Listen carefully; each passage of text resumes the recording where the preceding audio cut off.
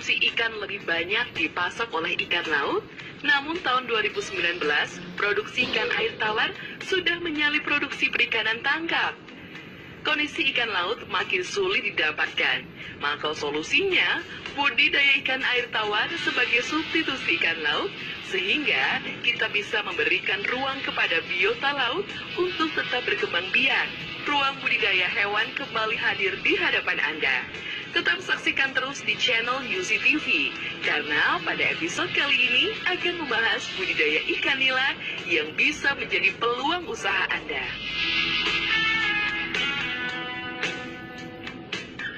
Assalamualaikum warahmatullahi wabarakatuh. Selamat sore, salam sejahtera untuk kita semua. Nama saya Supriyono dari Brayut, Mukirsari Cangkringan, Sleman, Yogyakarta. Saya budidaya nila sejak tahun 2010, tapi terhenti karena ada erupsi 2014. Saya lanjutkan lagi di tahun 2015 untuk budidaya nila. Pada awalnya saya budidaya nila untuk segmen pembesaran. Begitu melihat prospek yang lebih bagus di pembibitan, saya mulai melakukan pembibitan bibit nila atau ikan nila. Dan nila yang saya pijakan atau saya bibitkan itu jenisnya adalah nila sa atau nila sultana, karena memang dulu yang memberi nama adalah Bapak Sri Sultan Hamengkubuwono X. Jadi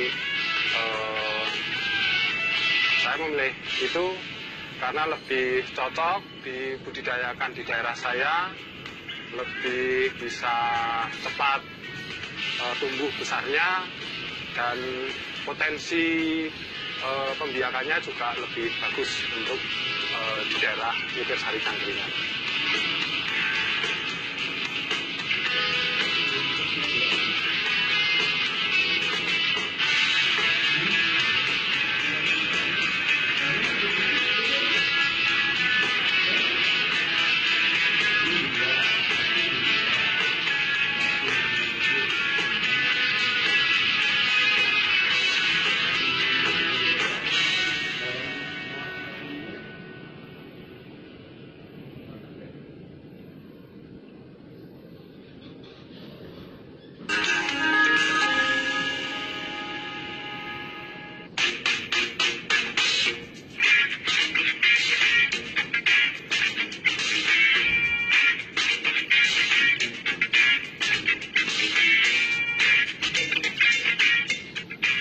Merupakan ikan air tawar yang termasuk paling mudah dipelihara karena gangguan penyakitnya tidak terlalu banyak. Pemilihan benih merupakan faktor penting yang menentukan tingkat keberhasilan budidaya ikan nila. Pembibitan nila sebenarnya cukup mudah. Dari sepasang indukan bisa dihasilkan 250 sampai 1000 butir telur. Ya, oke, ini kita melakukan proses penangkapan bibit nila di kolam yang satunya. Memang kita harus tetap turun ke kolam agar bisa maksimal untuk mendapatkan bibit nilanya. Untuk usia bibit nila, sebenarnya nila itu proses pemijanya adalah alami.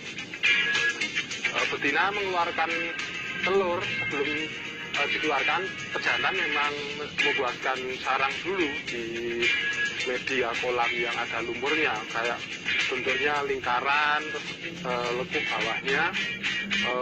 Nanti betinanya bertelur di situ. Setelah bertelur, pejantannya mengeluarkan sperma atau istilahnya dibuahi. Setelah dibuahi, telur tadi mengerami sama induk betinanya di mulutnya kurang lebih sekitar 3 hari. Setelah 3 hari, anakan tadi mulai dikeluarkan dari mulutnya. Tapi anakannya masih ada di dalam perutnya, itu makanan cadangan seperti telur-telurnya itu. Dan maksimal dikeluarkannya pada pagi hari jam 7 sampai jam 9 atau sore hari jam 3 sampai jam 4. Nah, untuk pengambilan bibit yang maksimal adalah di jam-jam yang saya sebutkan tadi, jam 7 sampai jam 9 pagi atau jam 3 sampai jam 4 sore. Jadi dikala anakannya sudah benar-benar siap untuk dikeluarkan, induk betina akan menunggui di sekitaran anaknya yang misalnya dilepaskan, atau dalam bahasa Jawanya diumbar, biar cepat tumbuh dan bisa istilahnya mandiri untuk nantinya dijadikan bibit yang disiapkan untuk ditebar di lahan berikutnya. Oke, saya coba untuk pengambilan bibitnya. Ini untuk mencari bibit nilanya. Ini bibitnya. Karena posisi waktunya sekarang itu sore dan agak mendung, jadi anakannya nggak bisa semaksimal kalau dalam posisi terik beneran. Jadi kalau diharapkan dalam proses penangkapan bibitnya itu benar-benar di terik matahari, karena kalau di cuaca mendung atau gelap, anaknya disimpan sama induknya lagi di dalam mulutnya.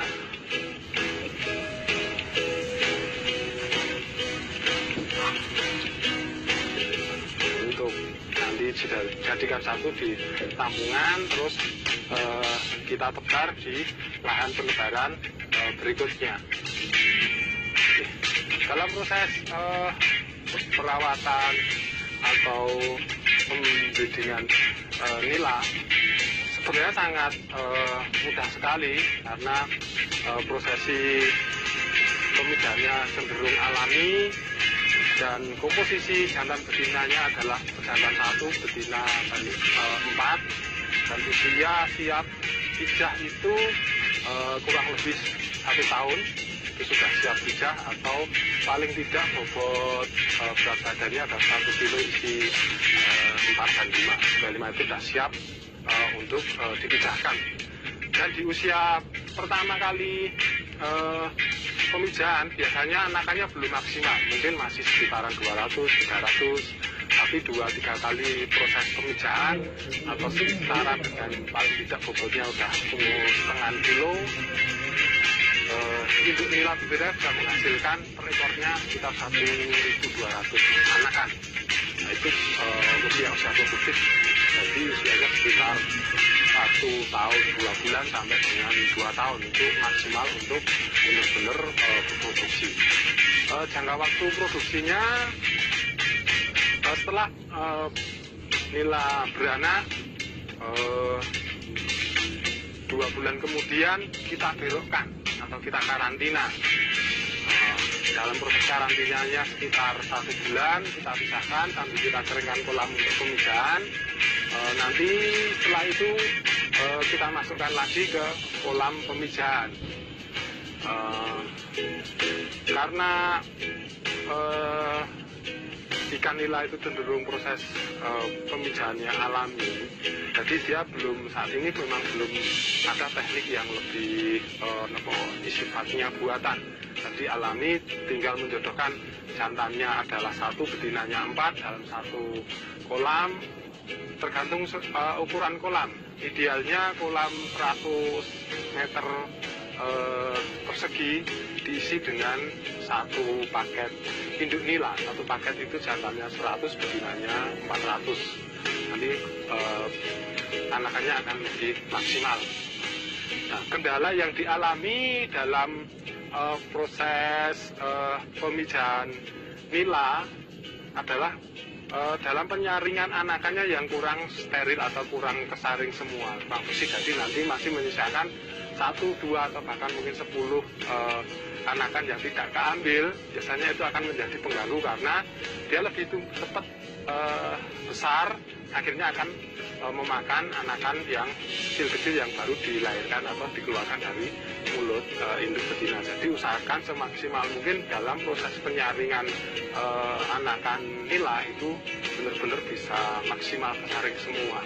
Untuk gangguan ataupun hama dari pembibitan nila, yang pertama adalah predator yang bersifat alami seperti anakan katak kecil atau ular. Nah, Untuk menghindari itu, usahakan memang dinding kolam dikasih plastik, lapisan plastik atau terpal agar binatang seperti yang saya sebutkan tadi tidak masuk ke kolam. Yang pertama. Yang kedua adalah anakan nila itu sendiri yang dalam proses pengambilan bibit nila tadi tidak bisa maksimal karena masih menyisakan, dan dia akan tumbuh lebih dewasa dan dia akan menjadi agresif terhadap anak-anakannya yang baru dikeluarkan dari mulut induknya. Nah, untuk perawatan yang lain adalah pembersihan kolam dari kotoran, mungkin dedaunan, agar jangan sampai ada daun yang masuk karena akan mengganggu proses penangkapan bibit nila. Untuk penyakit-penyakit yang ada, salah satunya adalah jamur ataupun bisa disebabkan jamur bakteri, karena memang faktor pertama kebersihan kolam kurang terjaga, terus sirkulasi air yang kurang maksimal. Nah, antisipasinya adalah yang pertama kali memang kita untuk mendapatkan induk yang benar-benar bersertifikat dari dinas. Yang kedua, karena kalau ada jaminan yang bersertifikat, itu akan benar-benar terjamin mutu dan kualitas anakan yang nanti dihasilkan. Yang selanjutnya ada vaksinasi, vaksinasi terhadap induk nila yang memang mau dibudidayakan.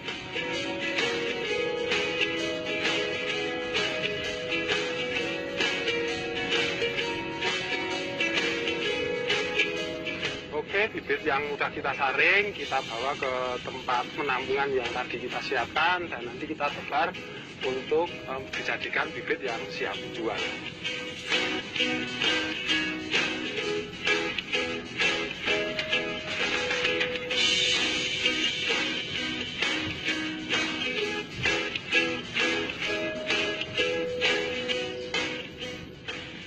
Oke, kita siapkan untuk bibit nila, kita tebar di kolam yang sudah kita siapkan. Jadi kolam yang kita siapkan terlebih dahulu, jadi kita masukin agar dia ada pakan alaminya. Kita tebar bibitnya sampai dengan umur 2 bulan. Di usia 2 bulan, bibit nila sudah siap panen dengan ukuran 45 dan 57, dan pemberian pakan yang tahap awal adalah dengan D0 disambung dengan PF 500, PF 1000 dan 781-1 atau pelet yang saya sebutkan tadi adalah dengan ukuran butiran pelet, istilahnya dari 0,5 mili, 0,8, 1 mili sampai dengan katakanlah 2 mili. Nah, setelah 2 bulan siap panen, dan kita lakukan penggradingan atau penyamaan ukuran agar nanti terjadi keseragaman untuk kita sampaikan kepada pembeli.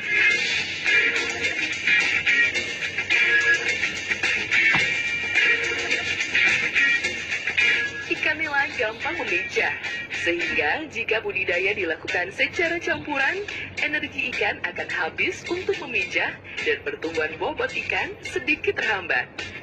Namun begitu, ikan nila termasuk ikan yang punya daya tahan tinggi pada perubahan lingkungan yang ekstrim.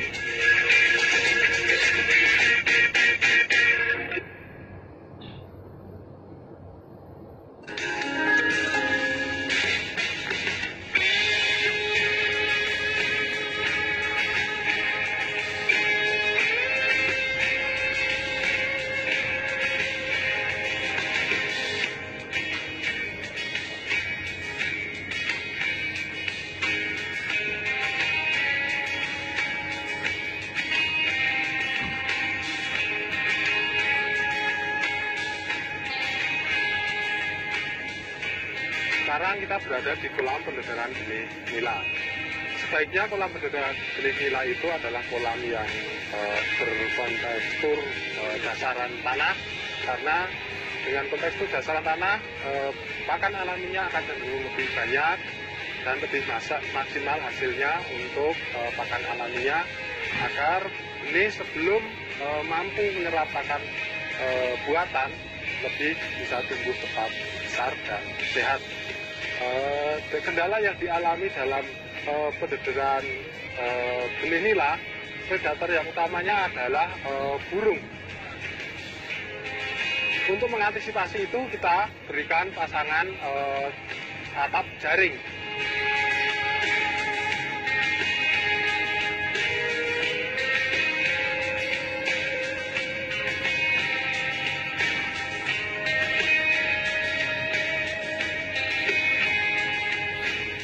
Ya, selanjutnya adalah sesi terakhir dalam pembibitan adalah panen bibit atau penggradingan atau sama dengan penyamaan ukuran sebelum kita jual ke petani atau ke pendedir berikutnya untuk didewasakan menjadi nila konsumsi. Jadi ini kita menggunakan gradingan dua ukuran yaitu 46 dan 57.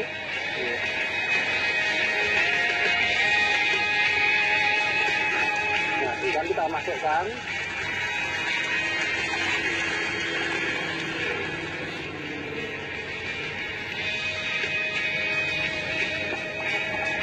Ukuran yang kecil dia akan lepas.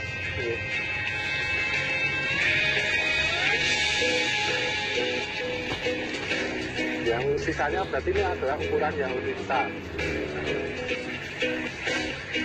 Ini ukuran 46 hasilnya kita masukkan ke ukuran yang 57.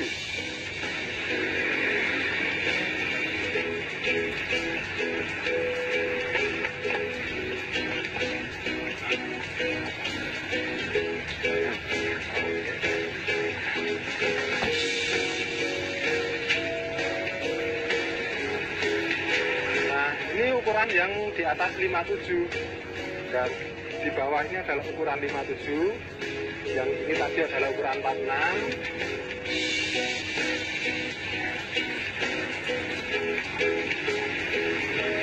Ya, begitu seterusnya sampai dengan selesai.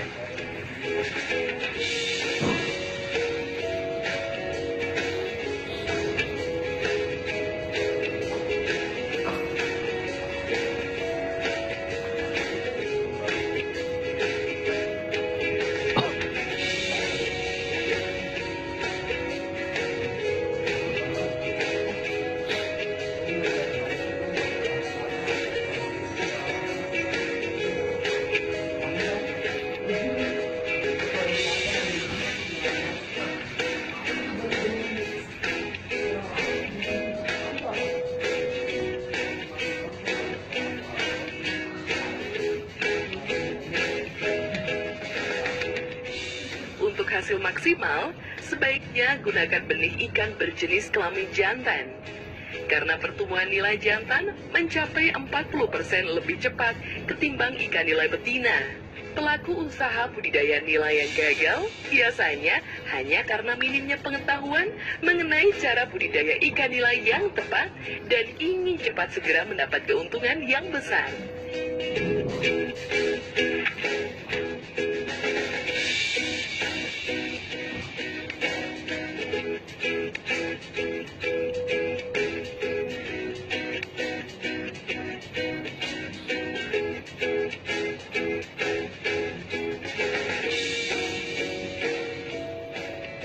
Kenapa sampai saat ini saya masih bertahan budidaya bibit nila? Yang pertama adalah karena memang prospek pemasaran yang masih terbuka sangat luas, khususnya di Jogja maupun Jawa Tengah dan sekitarnya. Kebutuhan pasar sangat masih tinggi dan penyuplai bibit untuk dari cangkringan sendiri masih sangat kurang. Jadi potensi pasar dan peluang bisnisnya masih sangat menjanjikan. Dan yang kedua adalah karena cangkringan adalah terkenal dengan ikon nila, maka saya berharap bahwasanya ke depan cangkringan benar-benar menjadi penyuplai terbesar bibit nila dari Yogyakarta. Selanjutnya saya juga berharap dengan budidaya bibit nila yang sangat sederhana, mudah diaplikasikan, bisa meningkatkan kesejahteraan bagi masyarakat petani ikan khususnya di Cangkringan dan sekitarnya.